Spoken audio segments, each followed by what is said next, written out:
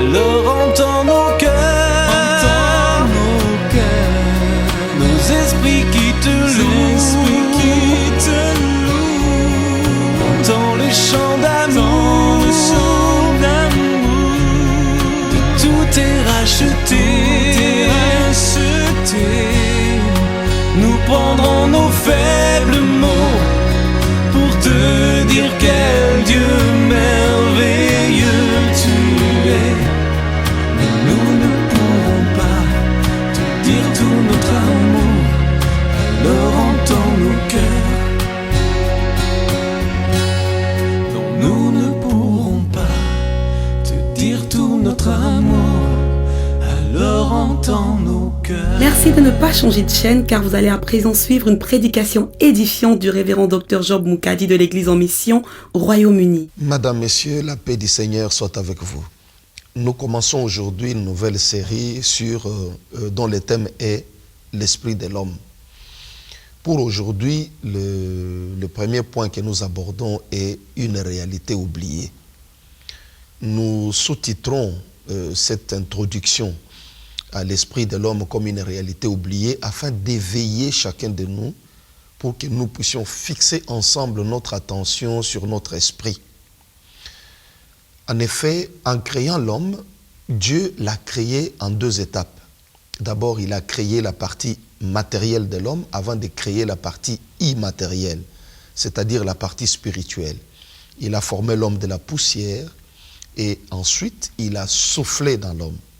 Nous avions donc avant un corps inanimé, un corps qui n'avait ni le mouvement ni l'être, et il a soufflé dedans, et en ce moment-là, ce corps est devenu un être vivant. Nous pouvons donc dire que, comme l'apôtre Paul nous l'a dit d'ailleurs, il enrichit notre connaissance en nous informant que nous sommes un être tripartite, composé de l'âme, l'esprit et le corps. Dans cette série d'émissions, nous allons parler uniquement de l'esprit de l'homme. C'est ce que le livre de Job nous dit aussi dans Job 32, de 6 à 8. Il est écrit, en réalité, dans l'homme, c'est l'esprit. Lorsque la Bible nous dit cela, la Bible nous fait comprendre que ce corps ne sert pas à grand-chose. Notre esprit, c'est cela qui est le plus important de l'être humain. Et nous devons savoir vraiment prendre soin de notre esprit si nous voulons réussir dans la vie. Beaucoup de personnes ont échoué à partir de leur esprit.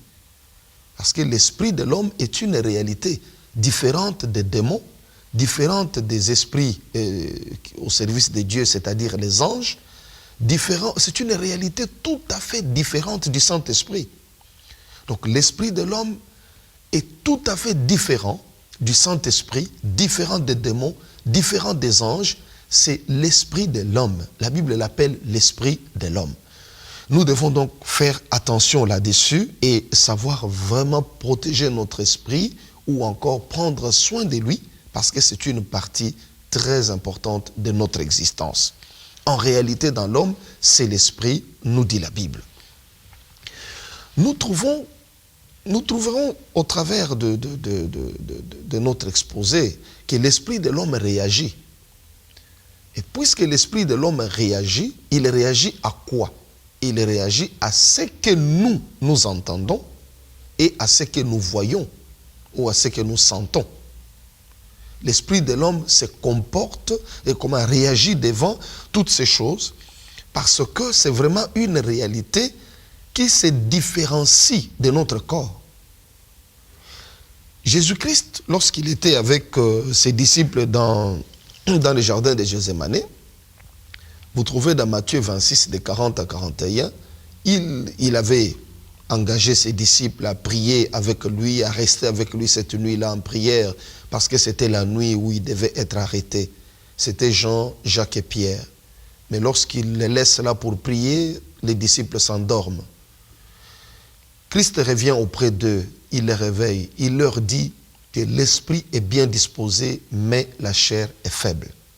Nous voyons là que le Seigneur Jésus-Christ lui-même fait une nette différence entre le comportement de la chair et le comportement de l'esprit. Autrement dit, en un seul instant, la chair peut avoir un désir différent du désir de l'esprit. Christ nous fait voir ici en ce qui concerne l'état du corps des apôtres. Leur corps était dans un état de fatigue, mais leur esprit était dans un état de force. L'esprit voulait prier, mais le corps était fatigué. C'est quelque chose qui nous permet clairement de comprendre que nous devons désormais faire attention, ne pas oublier cette réalité qui est l'esprit de l'homme. Nous allons prendre quelques exemples dans la Bible pour montrer comment l'esprit de l'homme réagit. Nous venons de le dire, que l'esprit de l'homme réagit selon ce que l'homme entend et selon ce que l'homme voit. Nous voyons dans Josué 2, de 8 à 11, ce qui suit. Il est écrit en effet, « Avant que les espions se couchassent, Rahab monta vers eux sur le toit et leur dit, « L'Éternel, je le sais, vous a donné ce pays. La terreur que vous inspirez nous a saisis, et tous les habitants du pays tremblent devant vous. Car nous avons appris comment, à votre sortie d'Égypte, l'Éternel a mis à sec devant vous les eaux de la mer Rouge, et comment vous avez traité les deux rois des Amoréens au-delà du Jourdain, Sihon et Og, que vous avez dévoués par interdit. Nous l'avons appris et nous avons perdu courage. Et tous nos esprits sont abattus à votre aspect. Car c'est l'Éternel, votre Dieu, qui est Dieu en haut dans les cieux et en bas sur la terre. » De quoi s'agit-il? Israël commence son combat de conquête. Et il faut bien conquérir Jéricho, qui était une ville barricadée, une ville bien protégée, fortifiée. Josué, avec ses hommes, campent non loin de Jéricho et ils sont en train de voir comment ils peuvent prendre la ville. C'est dans une stratégie militaire bien connue que Josué envoie des espions pour aller voir ce qui se passe, comment la ville est gardée, comment la ville est protégée. Les deux espions arrivent et lorsqu'ils sont en train de s'entretenir avec une des femmes de Jéricho, cette femme leur livre le fond de leur pensée, l'état d'esprit de son pays ou de sa ville. La femme dit clairement que nous avons appris tout ce que l'Éternel a fait avec vous. Et elle dit au verset 11, nous l'avons appris et nous avons perdu courage.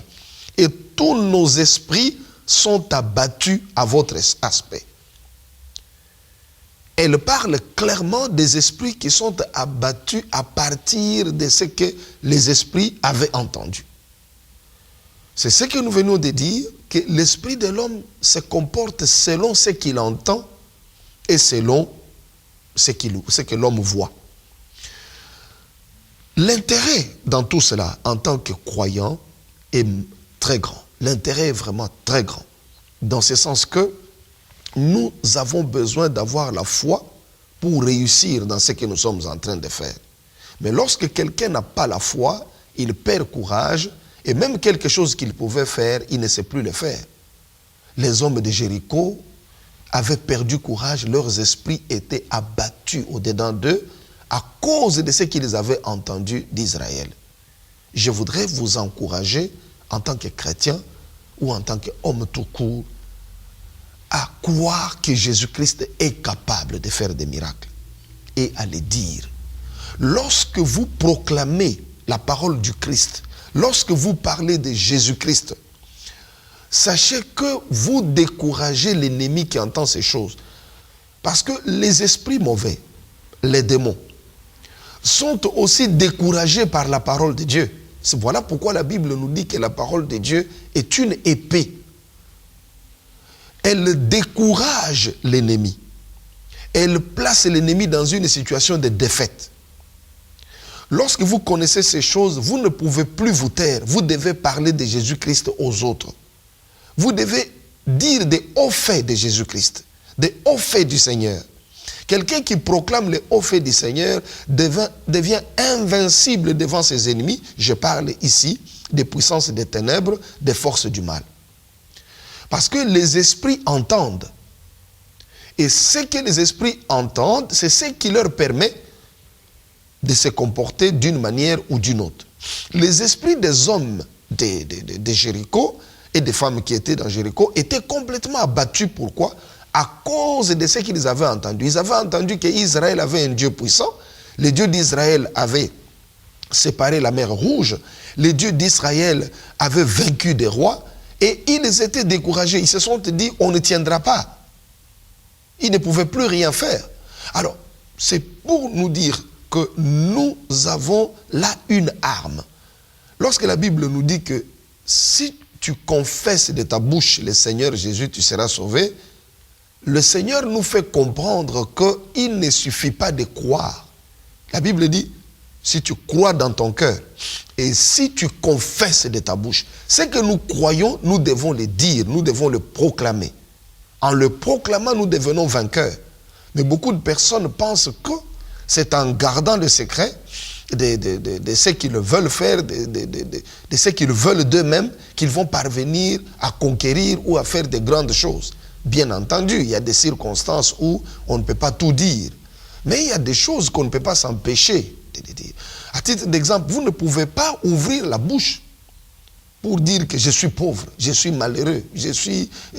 Donc en disant de mauvaises choses sur vous-même, vous êtes en train de vous condamner. Vous ne devez pas libérer de telles paroles parce que la création est là par la parole. Tout ce qui existe a été créé par la parole de Dieu. Alors la parole a une puissance créatrice. Voilà pourquoi lorsque les habitants de Jéricho apprennent tout ce que Dieu a fait avec Israël, ils sont dans un état d'abattement. C'est leur esprit qui est abattu. Alors nous, en tant qu'enfants de Dieu, nous ne devons pas ignorer ce genre de choses. C'est des choses qui sont à notre portée à travers les Écritures saintes. Ces rois, Jéricho et tous ces hommes étaient complètement abattus, complètement vaincus, avant même que la guerre ne commence. Alors, nous pouvons voir aussi, en notant Genèse 41, 8 et Daniel 2, 3, vous trouvez là deux rois. Nous citons Pharaon ainsi que Nebuchadnezzar. Tous deux, chacun a eu un songe à un moment donné de sa royauté. Et la Bible nous dit que l'esprit de Pharaon fut agité. La Bible nous parle aussi de l'esprit de Nebuchadnezzar qui fut agité. À cause des songes, à cause des visions qu'ils avaient vues, leur esprit a eu un comportement. C'était l'agitation. C'est ce qui arrive lorsque nous avons des mauvaises nouvelles ou nous avons des nouvelles que nous ne comprenons pas. Notre esprit est dans une certaine agitation. Je suis en train de montrer là que l'esprit de l'homme peut changer de comportement selon ce que l'homme voit ou selon ce que l'homme entend. L'esprit de l'homme peut changer de comportement. Vous trouverez également que Nebuchadnezzar, au sommet de sa gloire, Nebuchadnezzar, la Bible nous dit qu'il eut l'esprit arrogant. Daniel 5, 20. Parce que Dieu l'avait élevé, cet homme, ce roi était devenu très puissant. Tout ce qu'il faisait lui réussissait. Qu'est-ce qui se passe? La Bible nous dit qu'il est devenu, il avait un esprit arrogant. Donc l'esprit de l'homme, comme nous sommes en train de voir, peut être abattu, peut être agité, peut être arrogant. Et encore, nous avons un autre cas, toujours dans les Saintes Écritures, où nous voyons que Marie, la mère de Jésus, lorsque l'ange lui annonça qu'elle était la mère du Seigneur, la Bible nous dit que Marie eut l'esprit joyeux. Lorsque la bonne nouvelle est arrivée, elle eut l'esprit joyeux. Vous voyez ce que l'esprit de l'homme peut être. Le comportement de l'esprit de l'homme change selon ce qu'il entend. Lorsqu'il y a une bonne nouvelle, on a annoncé à Marie la bonne nouvelle de la naissance de Jésus-Christ, et elle eut l'esprit joyeux. Mais lorsque Nebuchadnezzar ou encore Pharaon eurent des songes qui étaient incompréhensibles, ils eurent l'esprit agité.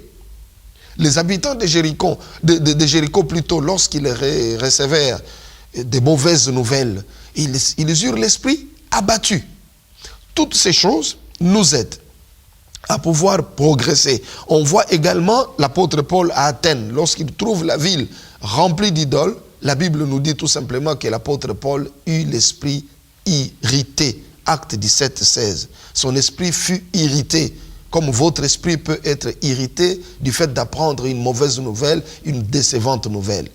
Alors, ce sont des choses qui nous permettent, n'est-ce pas, de comprendre que l'esprit de l'homme se comporte selon ce qu'il entend et selon ce qu'il voit. Et nous, connaissant ces choses, nous devons faire attention à ce que notre esprit entend et à ce que notre esprit voit. En d'autres mots, nous devons faire attention à ce que nous voyons et à ce que nous entendons. Puisque si nous entendons n'importe quoi, nous pouvons nous décourager là où nous devrions réussir, nous allons échouer. Lorsque nous regardons n'importe quoi, notre esprit va se mettre aussi soit dans une position de victoire, de défaite, soit dans une position d'abattement. Nous devons donc faire très attention à ce que nous regardons et à ce que nous entendons. Nous devons faire le tri. Cette série d'émissions va vous montrer comment vous pouvez vous comporter, de sorte que, comment vous pouvez vivre, de sorte que votre esprit entende de bonnes choses et que vous-même, vous puissiez avoir l'esprit joyeux, l'esprit courageux pour aller de l'avant. Parce que pour poser des actes, vous devez croire. Pour faire quelque chose, vous devez avoir de la motivation. Le diable ne sait pas enlever la bénédiction au-devant de vous. Mais ce qu'il fait, c'est quoi? Il vient, il vous ôte la motivation. Il vous décourage. Vous vous dites, je ne peux pas. Vous acceptez la défaite avant la bataille. Voilà la stratégie avec laquelle le diable a remporté beaucoup de victoires dans la vie des enfants de Dieu. Il y a un combat, c'est connu que nous sommes plus que vainqueurs par celui qui nous a aimés. Si nous affrontons l'ennemi, nous allons vaincre. Mais le diable vous décourage à ne pas aller au combat. Il vous apporte de nouvelles tristes, il vous apporte de nouvelles décourageantes, votre esprit est abattu, vous vous dites, je ne peux pas. Vous vous disqualifiez vous-même. C'est en ce moment-là que le diable, maintenant, est content, il va gagner faute d'adversaire. Mais quelqu'un qui a entendu des paroles de force, des paroles de vie, des paroles qui donnent du courage, cette personne ne peut pas croiser les bras, la personne va se dire, je veux affronter cette situation. Et en affrontant la situation, c'est comme ça que Dieu nous donne la victoire. Israël avait reçu la promesse d'entrer dans Canaan. Mais Israël n'a conquis Canaan qu'en combattant. Israël n'a pas conquis Canaan, ils ne sont pas arrivés, ils commencent à se promener, à occuper des maisons. Non, ils ont dû se battre. Pourtant, c'était une promesse de Dieu. Nous devons savoir que nous sommes plus que vainqueurs par celui qui nous a aimés.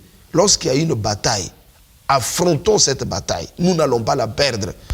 Avec Christ, nous ferons des exploits. Beaucoup de personnes perdent des batailles parce qu'ils ne se sont même pas battus. Mais eux-mêmes ont cru qu'ils ont échoué. C'est pourquoi nous devons faire très attention à ce que notre esprit entend. Des puissances et des ténèbres aiment bien décourager les gens avec des mauvaises nouvelles. Parce que l'esprit de l'homme peut changer à tout moment. Vous pouvez être en train de rire, on vous apporte une nouvelle qu'un proche parent est décédé, vous commencez à pleurer. Donc, l'esprit riait, était dans la joie.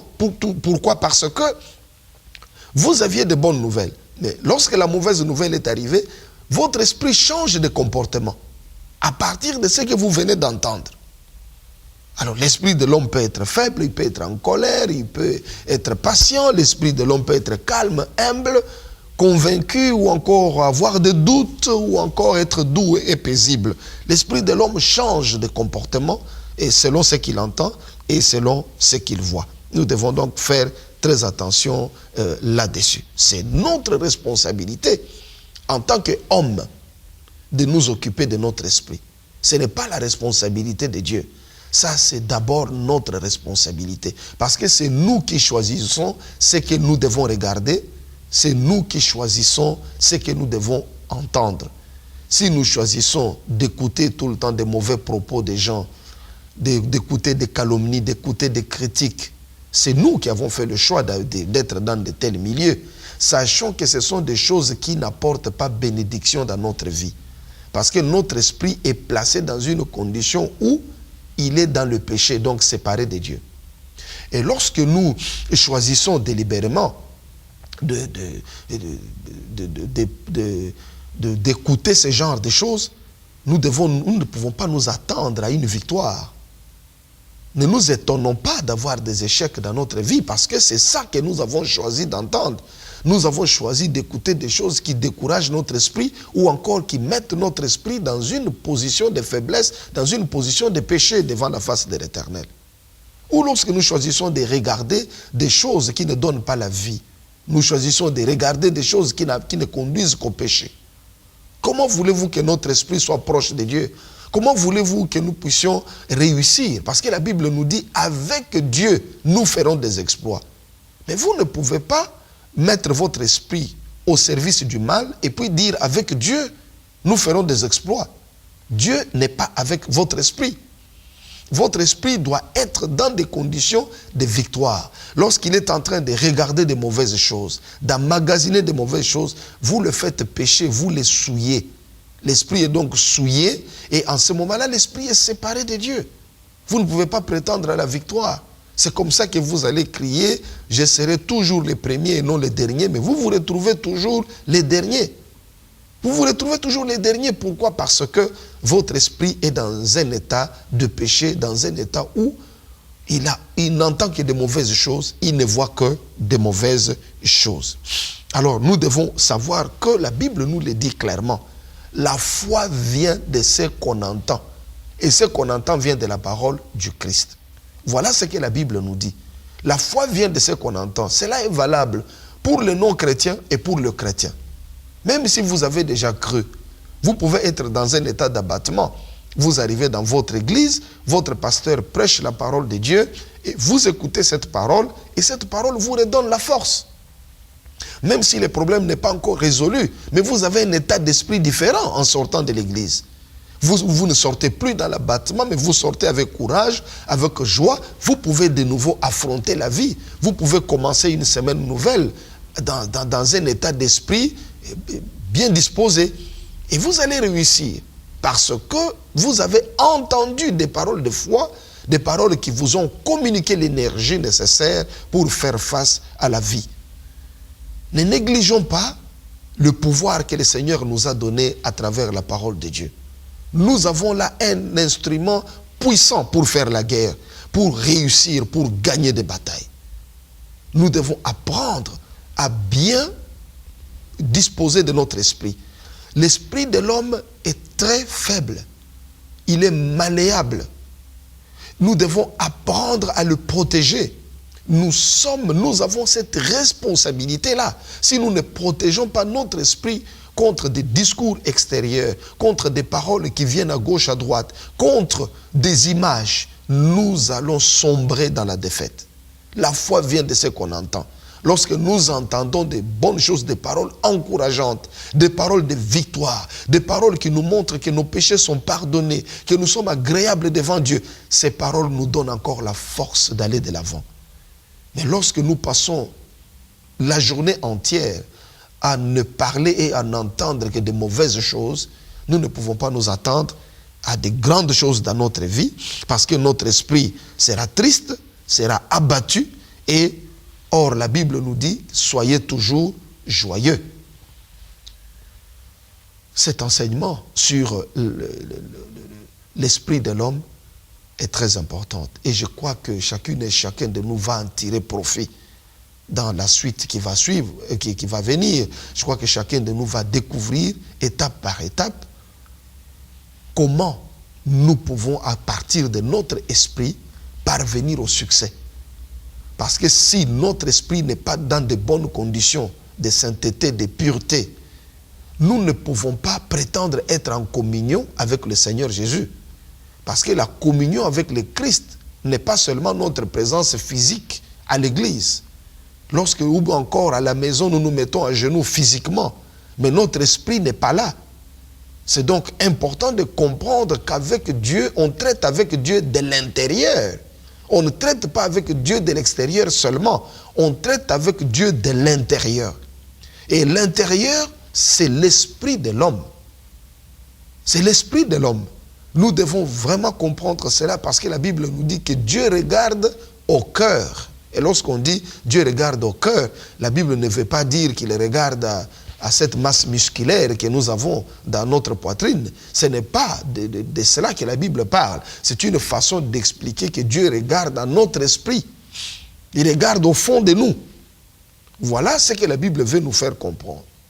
Alors, à travers ce que nous venons de voir, comment l'esprit de l'homme change de comportement selon ce qu'il entend, selon ce qu'il voit, nous pouvons donc déjà commencer à mieux nous conduire, en sachant que nous devons faire attention à ce que nos oreilles entendent, à ce que nos yeux voient.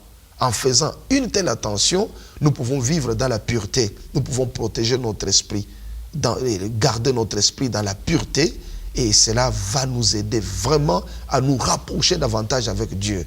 Puisque des miracles s'éloignent de beaucoup de personnes. Pourquoi? Parce que ces personnes ne vivent pas en communion avec le Seigneur.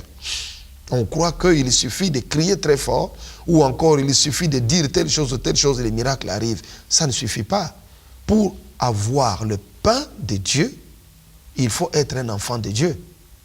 Vous êtes un enfant de Dieu, vous vivez dans la maison de Dieu, alors vous avez part aux bénédictions qui sont à la table du Seigneur.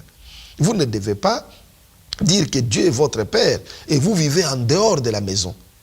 Il vous revient donc de prendre vos responsabilités, de vous dire que je veux des bénédictions de Dieu, je dois habiter dans la maison de Dieu, c'est-à-dire vivre comme un enfant de Dieu. C'est ça la première condition pour vivre une vie de miracle. Je ne parle pas d'un miracle occasionnel, parce que chacun de nous peut bénéficier d'un miracle occasionnel. Or, la Bible ne nous a pas dit qu'un chrétien va avoir un miracle occasionnel. La Bible nous dit, voici les miracles qui accompagneront ceux qui auront cru. C'est-à-dire, votre vie doit être une vie de miracles. Autrement dit, les miracles doivent être votre quotidien, doit être votre ordinaire, votre vie ordinaire, les miracles. Lorsque vous vivez des miracles, c'est ça la vie ordinaire d'un chrétien. Ce n'est pas quelqu'un qui attend une campagne d'évangélisation pour avoir un miracle. Un chrétien n'est pas quelqu'un qui attend seulement que tel jour spécial arrive pour bénéficier d'un miracle. Les miracles l'accompagnent. Et pour que les miracles vous accompagnent, la leçon que nous sommes en train de, que nous venons de commencer aujourd'hui est très importante. L'esprit de l'homme. Nous pouvons avoir beaucoup de succès avec notre esprit. J'ai écrit un livre là-dessus, les succès par notre esprit, et je crois que ceux qui l'ont déjà lu ont trouvé ces choses là-dedans. Donc, vous devez savoir que pour arriver au succès, le travail commence par vous-même. Dieu n'a pas de problème. Il a toujours été bon, il sera bon. Il est amour, il est prêt à donner. Le problème, c'est nous, c'est à nous de prendre. Nous devons avoir l'assiette ou le récipient nécessaire pour qu'il nous serve là-dedans. Mais si notre récipient n'existe même pas, il y a un problème. Alors purifions notre esprit, faisons maintenant attention à ce que nous entendons et à ce que nous voyons. Et nous allons nous réjouir de bonnes choses qui vont commencer à arriver dans notre vie. Que l'Éternel, mon Dieu, soit avec vous. Le Dr Job Mukadi a publié plusieurs ouvrages dont L'autre lecture de l'Écriture, Christ n'est pas mort en vain, Tu aimeras, Christ n'est pas mort en vain version révisée, Le pouvoir, la richesse et la gloire, Le succès par notre esprit et Le tombeau perdu de Jésus, la réponse de l'Église.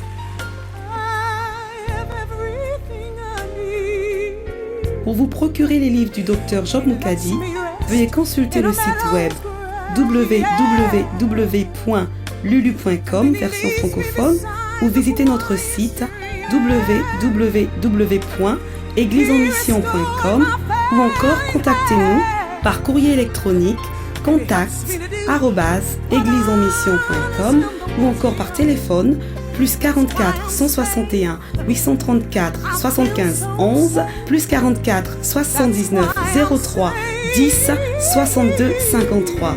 Nous célébrons un culte agréable au Seigneur chaque dimanche de 10h à 13h au 9 North Street, Cheetham Hill, Manchester, M8 8RE, non loin de Manchester Fort, à 5 minutes du centre-ville, bus 135. Dieu vous bénisse.